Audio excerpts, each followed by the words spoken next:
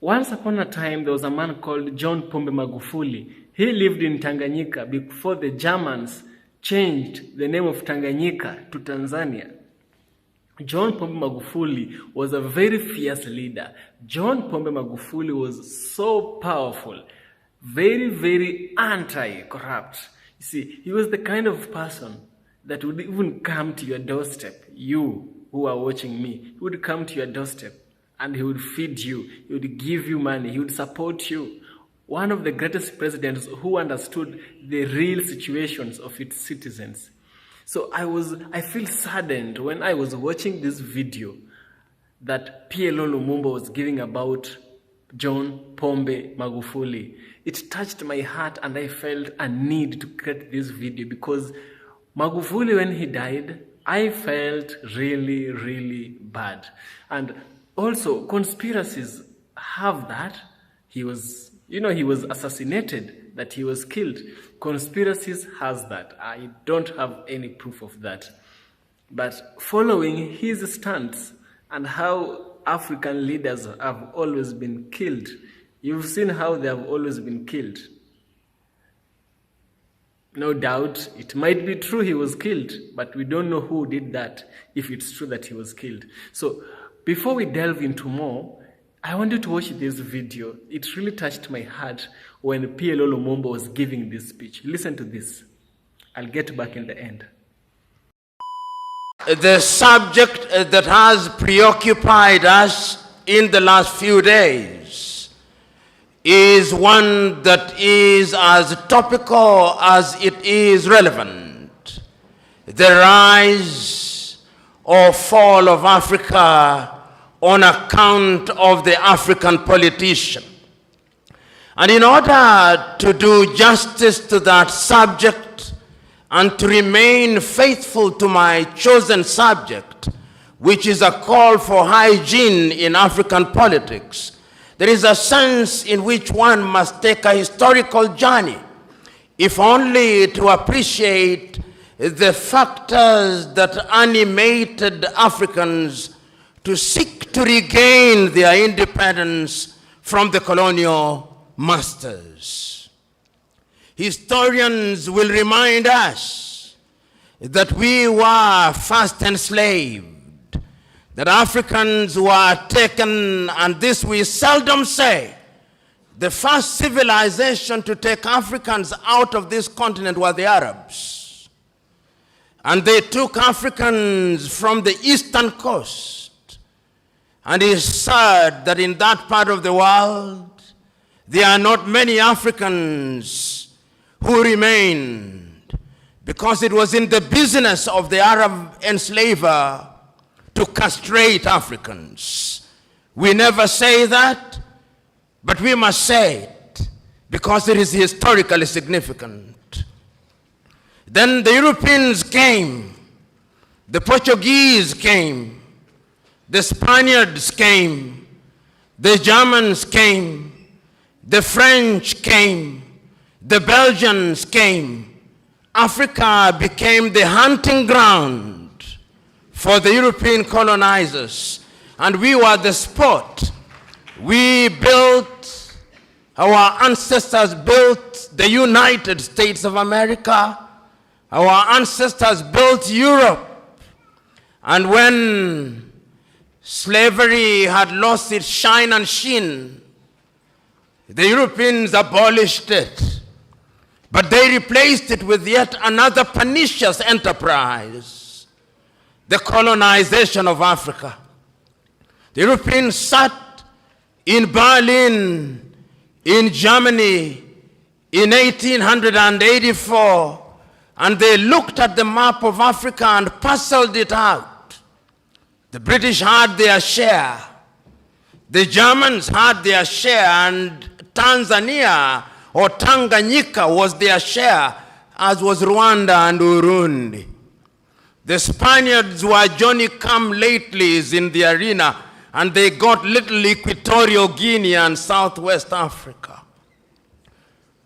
The French were here, the Portuguese were here, and we were colonized. This time round, they did not take us away. They came here and they controlled us. And they told us, not in so many words, that we were children of a lesser God. And we were treated as if we were children of a lesser God. In fact, they told us that on the day of creation, we were merely hewers of wood and drawers of water. And if anybody were to doubt it, in 1948, it was more blatant when Hendrik Verwoerd instituted the apartheid regime in South Africa. But yet there is a sense in which the God that we worship never sleeps. The colonial enterprise ran its course. And the European tribes, the Europeans never called themselves tribes, they called them nations, were engaged in a war. First in 1918, the European tribes fought. And they had something called the League of Nations, which died. Then they fought again in 1945. And what is unique about the European nations is that when they are engaged in tribal wars, they call them world wars. So there was another war between 1945, 1939 and 1945. And after that, a new kid on the block, the United States of America, took the lead in saying that colonialism was something that was undesirable. But at that time, Africans were never quiet. Those who had been taken out had already started agitating. Many of us here will remember Marcus Garvey, of whom Bob Marley says, Garvey was a buffalo soldier in the heart of America.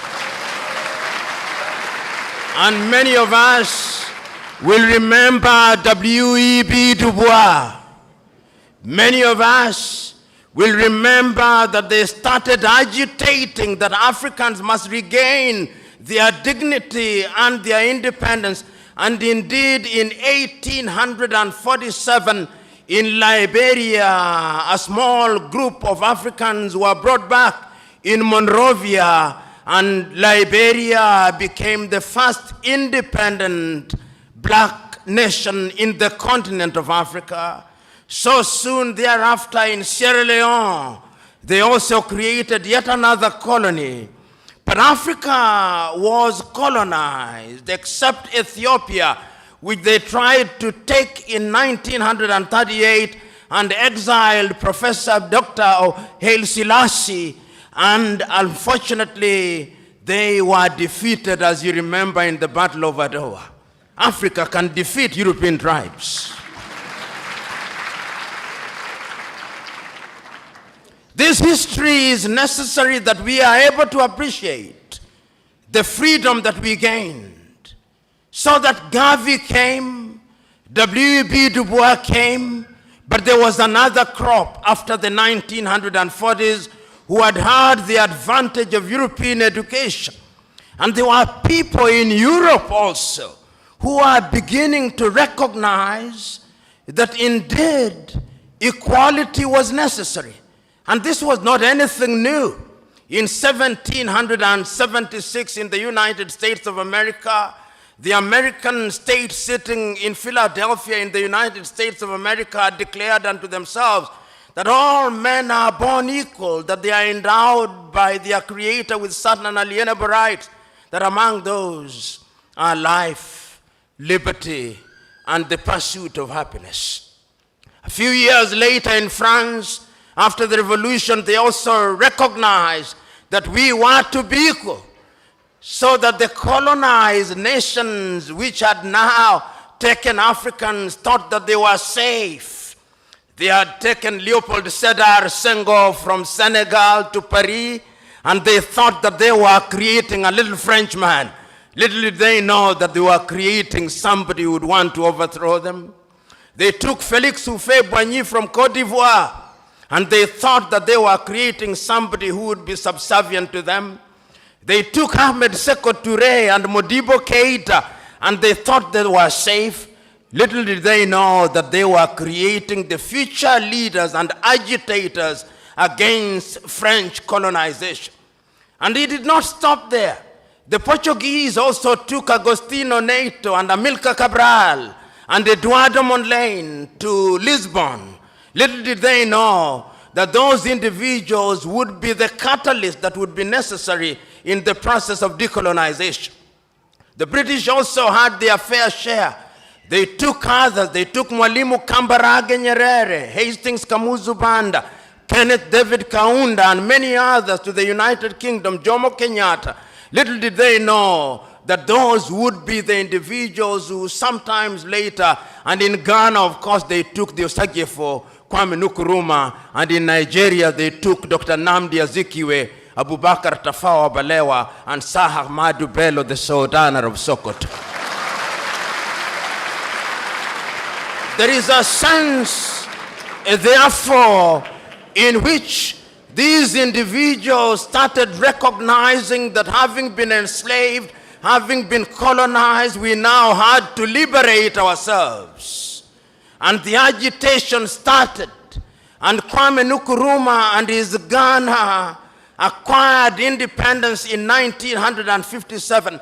And I still can hear Kwame Nkrumah through the vicissitudes of time saying in Accra, Ghana, that Ghana is free and will never be colonized again.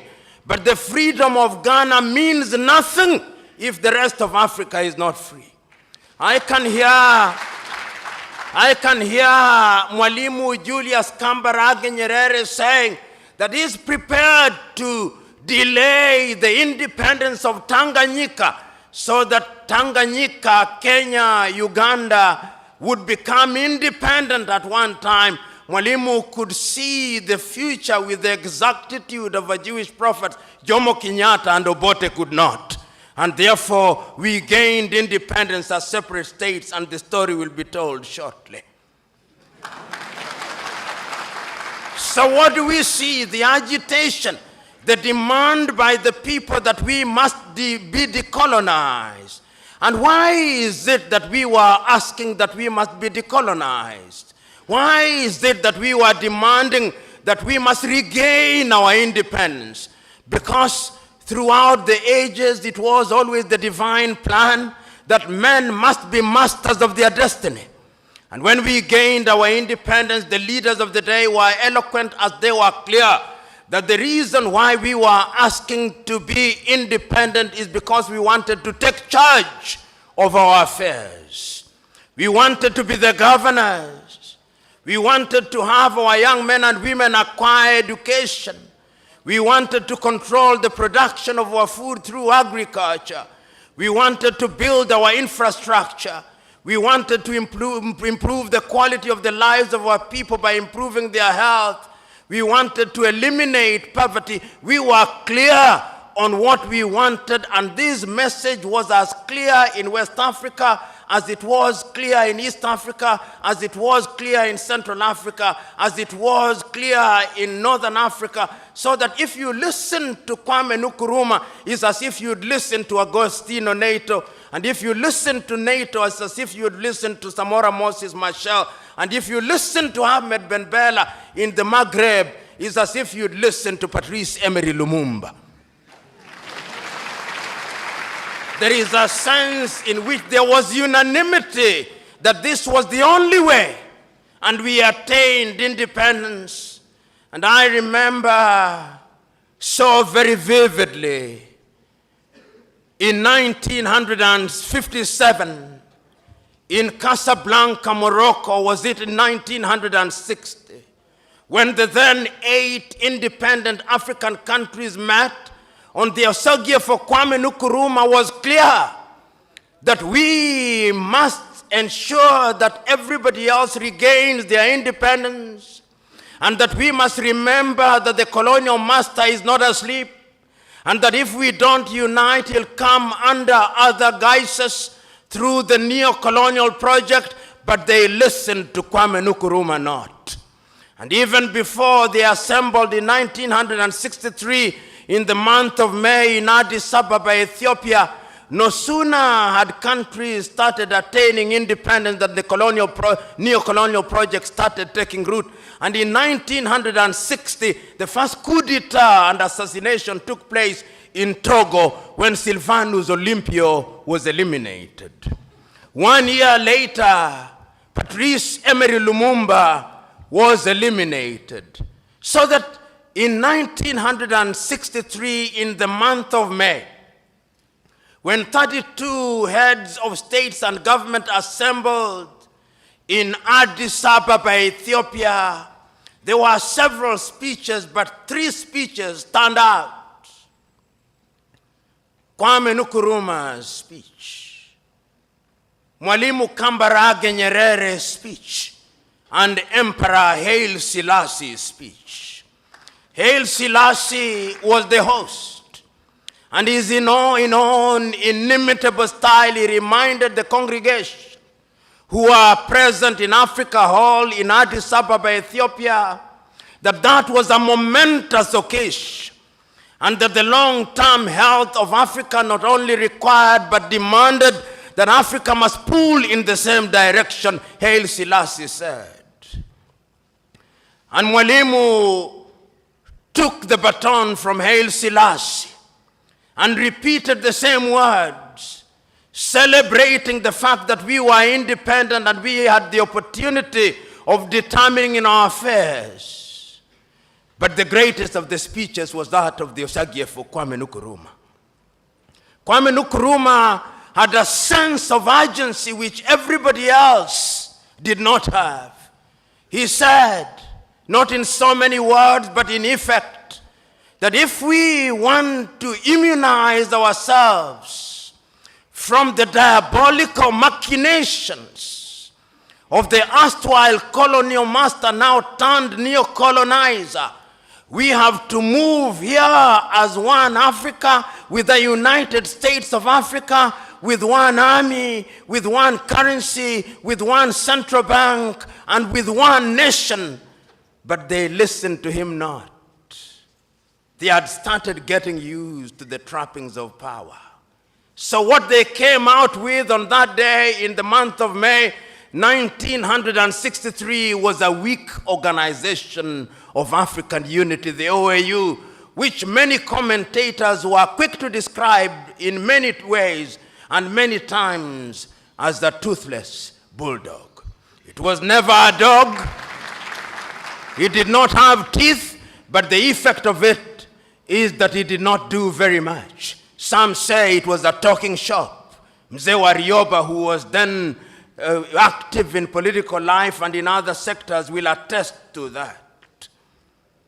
Yet later, we were to create another body, the African Union, and we'll have something to say about that. So we come out of Addis Ababa, Ethiopia in 1963, clear as to what we want to do. The African politician begins to emerge. We have them in different parts, but they begin to show characters that are totally inimical to our expectations. You of the Swahili say, maskini akipata matako huliambwata. Maskini walipata matako zililiambwata. They started getting used to the trappings of power. And we started having countries which we thought would liberate us. And I'm talking about the hygiene of the politics. It started disappearing. Many of these individuals now thought that they were demigods, suffering from what I call the Messiah complex, thinking that they had been brought to Africa to liberate her, and that they suffered from 2 major diseases. One of them is the martyr syndrome, and the other one is the Messiah complex. They think that their countries owed them. Africa started producing leaders that one cannot recognize.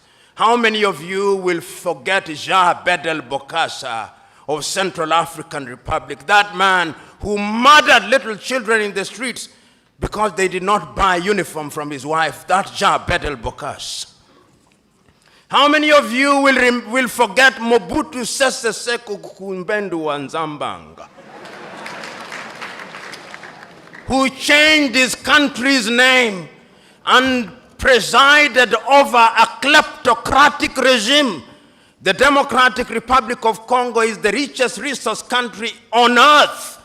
Conservatively, it is said that under her belly, she has minerals, which is equivalent to 34.1 trillion United States dollars. And yet today, it is one of the poorest nations on earth. It is the only nation on earth which on the day of the election has its president saying, we know we ought to have elections, but we have no money to hold elections. When you see a country which has as its official name the Democratic Republic of Congo, know that there is no democracy.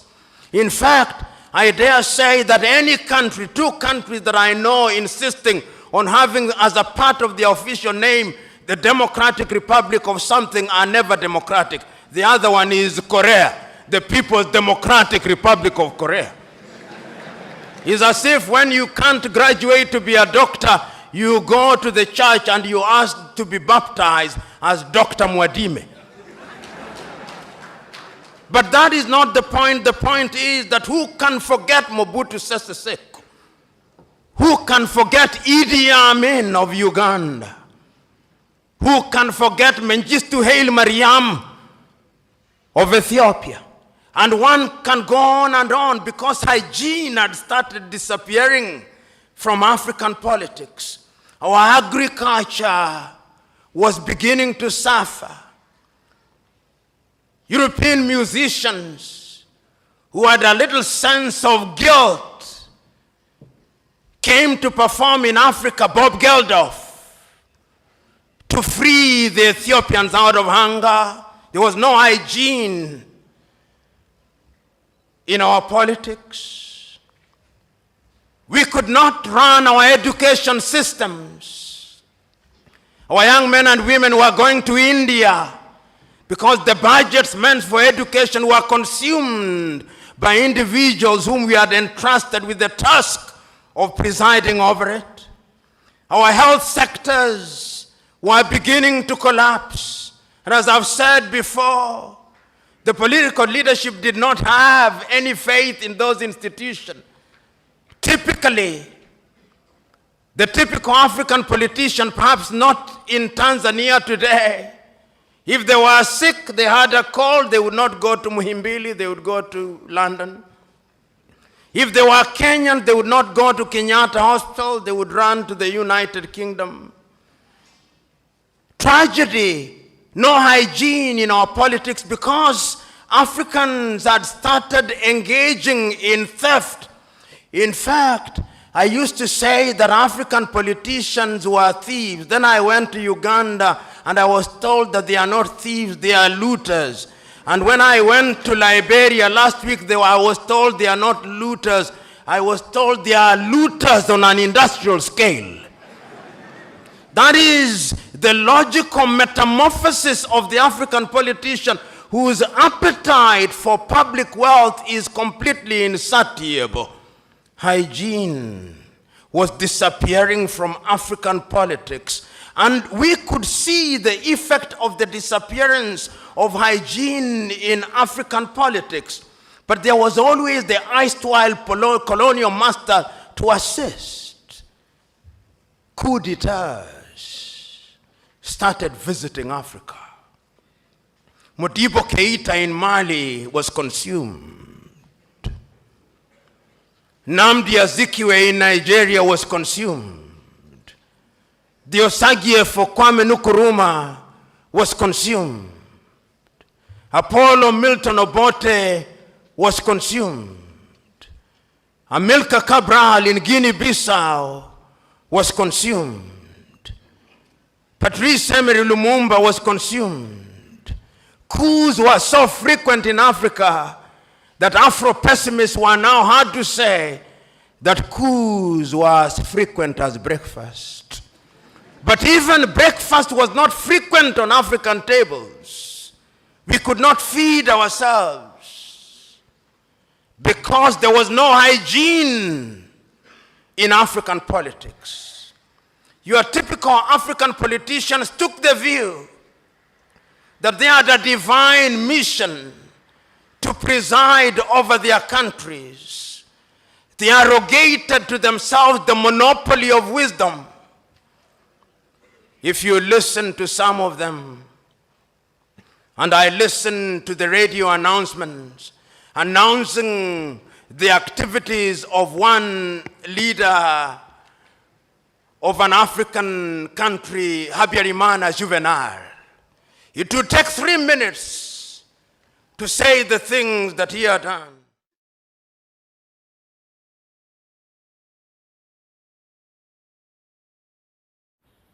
So I hope you are able to learn from this video, and this video is able to make you appreciate yourself as an African. That is my aim, to tell black stories, because outside there, when we meet outside Africa, when I see a black person, I don't see a Senegalese, I don't see a Kenyan, I don't see a Ugandan. Who I see is a fellow African. These boundaries that we have around us are constructions that were made by the white colonizers back in the days, but they should not be limits that should keep you away from me. That is our aim. That is my aim. Kindly consider subscribing to the channel for you not to miss on very, very important African videos. Also, you can also check out my partner's channel. We have a cooking channel. We are doing a cooking show. We do African food also. Be sure to subscribe to the channel also. I'll leave the link in the description and in the comment section. Thank you, and appreciate being an African. Promise me that, okay?